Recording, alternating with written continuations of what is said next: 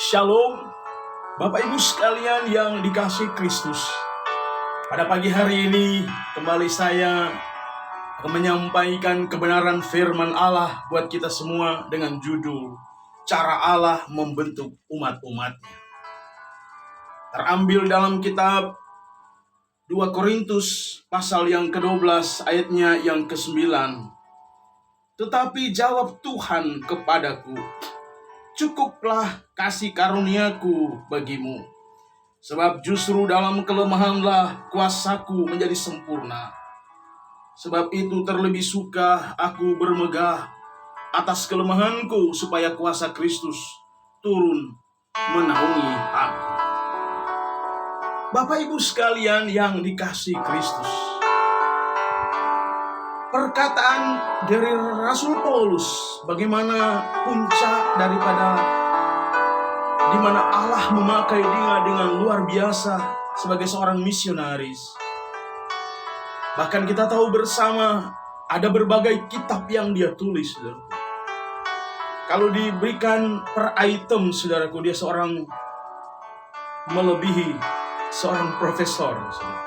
Karena dia membuat beberapa buku, ya, di mana karena itu, saudaraku, bagaimana cara Tuhan membuat dia supaya dia tidak memegahkan diri, tidak mengambil kemuliaan Allah. Tuhan mengirimkan yang menghambat dia supaya dia tidak mengambil kemuliaan Tuhan. Dalam artian, jangan sampai Paulus menjadi seorang yang sombong. Ini pun pesan buat setiap hamba-hamba Allah, supaya ketika kita berada di puncak ketenaran, kita tidak mengambil kemuliaan Tuhan. Karena itu firman Allah datang pada pagi hari ini, dikatakan, cukuplah kasih karuniaku bagimu. Saudara tahu bahwa kasih karunia adalah kehadiran, kemurahan, dan kuasa Allah. Karena itu merupakan suatu daya, suatu kekuatan surgawi yang dikaruniakan kepada mereka yang berseru kepada Allah. Kasih karunia ini akan berdiam dalam diri orang percaya yang setia, yang mengalami kelemahan dan kesukaran demi Injil, saudara. Karena itu firman Allah mengingatkan kepada kita supaya kita memahami dan mengerti kehendak Allah. Saudara yang dikasihi Tuhan, di dalam kebenaran firman Allah pada pagi hari dikatakan bahwa kasih karunia adalah kehadiran, kemurahan, dan kuasa Allah. Karunia merupakan suatu gaya, suatu kekuatan surgawi yang dikenakan kepada mereka yang berseru kepada Allah. Karena itu dia berdiam dalam diri orang percaya yang setia, yang mengalami kelemahan dan kesukaran. Saudaraku yang dikasihi Kristus, pada pagi hari ini diungkapkan oleh kitab suci mengapa firman Allah berkata, cukuplah kasih karuniaku bagimu. Karena itu adalah ayat kontrol buat setiap hamba-hamba Allah, bahkan setiap umat-umat Tuhan. Dan kasih karunia dibentuk oleh Allah bukan saat kita berada di tempat yang penuh perhatian, namun di tempat yang ada penolakan, saudaraku. Bahkan pengharapan dibentuk bukan saat kita berada dalam suatu kepastian, namun dalam keraguan. Iman dibentuk bukan saat kita dalam kenyamanan, tetapi dalam penderitaan. Demikian juga kebahagiaan diberikan bukan saat kita tenang, tidak ada konflik, tetapi justru di saat ada konflik, ada persoalan, baik intern maupun eksternal. Saudara yang dikasihi Tuhan, begitulah cara Tuhan membentuk umat-umat Allah. Sehingga dikatakan, karena dalam kelemahanlah kuasa Tuhan menjadi sempurna. Firman Allah berkata bahwa justru di dalam kelemahan dikatakan kuasa Allah menjadi sempurna. Dalam 2 Korintus tadi 12 ayat 9 jelas sekali, cukuplah kasih karuniaku bagimu. Sebab justru dalam kelemahanlah kuasaku menjadi sempurna. Sebab itu terlebih suka aku bermegah atas kelemahanku, supaya kuasa Kristus turun menaungi aku. Bapak Ibu sekalian yang dikasihi Kristus, pada pagi hari ini kita telah mendengar kebenaran firman Allah yang sangat singkat. Kita memahami dan mengerti, semakin kita dipercaya Tuhan dalam perkara-perkara yang besar, sadarlah itu adalah bagian kasih karunia Allah yang diberikan kepada kita. Tuhan memberikan karunia dalam hidup kita, sehingga kita beda dengan dunia ini. Dan diberikan tempat yang sangat strategis untuk membawa kita, supaya kita sebagai orang percaya, agar semakin kita dipercaya Tuhan, semakin kita rendah hati di hadapan Tuhan. Sebagaimana yang dialami oleh Paulus. Tuhan izinkan dia mengalami itu. Tapi Alkitab berkata, cukuplah kasih karuniaku bagimu. Sebab justru dalam kelemahanlah kuasaku menjadi sempurna. Sebab itu terlebih suka aku bermegah atas kelemahanku, supaya kuasa Kristus turun menaungi aku. Demikianlah kebenaran firman Allah. Dan sementara itu kita akan masuk di dalam perjamuan Tuhan yang kudus. Haleluya. Di dalam kebenaran firman Allah, perjamuan Tuhan yang kudus merupakan tuntunan Tuhan buat kita. Dikatakan bahwa perjamuan Tuhan yang lazim disebut perjamuan kudus, seyogyanya hendak diterima oleh mereka yang percaya kepada Kristus Yesus. Sebagaimana dikatakan dalam Lukas pasal 22 ayat 19 hingga ayatnya yang ke-20. Dan Injil Yohanes pasal 6 ayat 53 sampai 56, dan 1 Korintus 11 ayat 23 hingga ayat yang ke-26. Dan mari kita angkat satu pujian kepada Tuhan. Kita menyambut perjamuan Tuhan yang kudus pada pagi hari ini. Haleluya. Ya.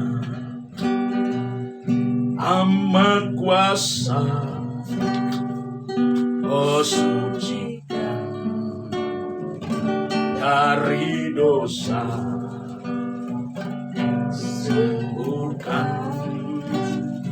segala sakit, darahnya tebus saya, oh darahnya amat kuasa, sucikan dari dosa, sembuhkan segala sakit, darahnya tebus saya. Makna menyangkut perjamuan Tuhan itu adalah mengenang masa lalu, mengingatkan di dalam kitab 1 Korintus 11 tadi ayat 24 hingga ayat 26, mengingatkan tentang kematian Kristus bagi penebusan orang percaya dari dosa dan hukuman melalui perjamuan Tuhan.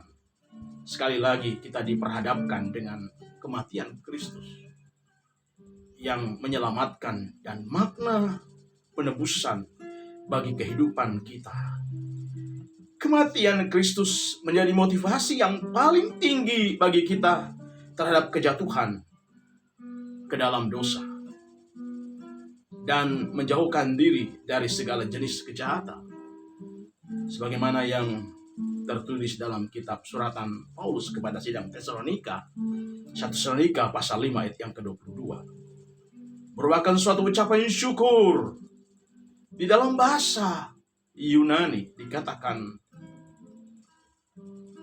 Eucharistia, atas berkat-berkat dan kesetiaan, keselamatan Allah yang disediakan oleh pengorbanan Kristus disalib karena dosa kita umat manusia. Dan makna yang kedua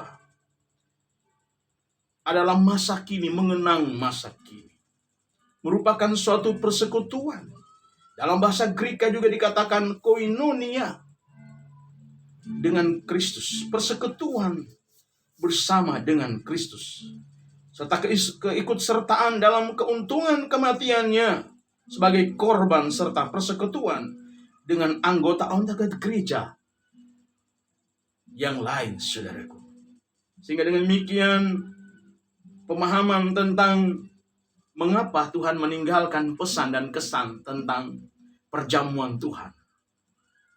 Karena itu mengenang masa lampau dan mengenang masa kini, saudaraku. Dan memang perjamuan Tuhan itu merupakan satu daya dorong buat kita. Supaya kita semakin kokoh bertahan di tengah-tengah persoalan hidup, mengiring Tuhan. Sebab di balik kita bertahan, bangkit dari keterpurukan. Saudara itu, kita tahu bersama hasil daripada kita memahami arti perjamuan Tuhan. Kita menikmati janji-janji Tuhan. Dia berkata di dalam 1 Korintus 11 ayat 26, aku akan kembali untuk menjemput kamu. Sebab di mana aku berada, kamu pun berada. Jadi ada final, saudaraku. Perjalanan hidup daripada pesan Tuhan menyangkut perjamuan Tuhan. Ada hubungan antara surga dengan bumi. Antara Allah, sang pemilik kekekalan, sang pemilik surga, dengan pihak manusia yang menerima rahmat anugerah daripada Tuhan. Karunia keselamatan daripada Tuhan. Dan tentu, saudara, itu adalah bagian daripada kita umat-umat Allah yang telah menerima penebusan darah Kristus.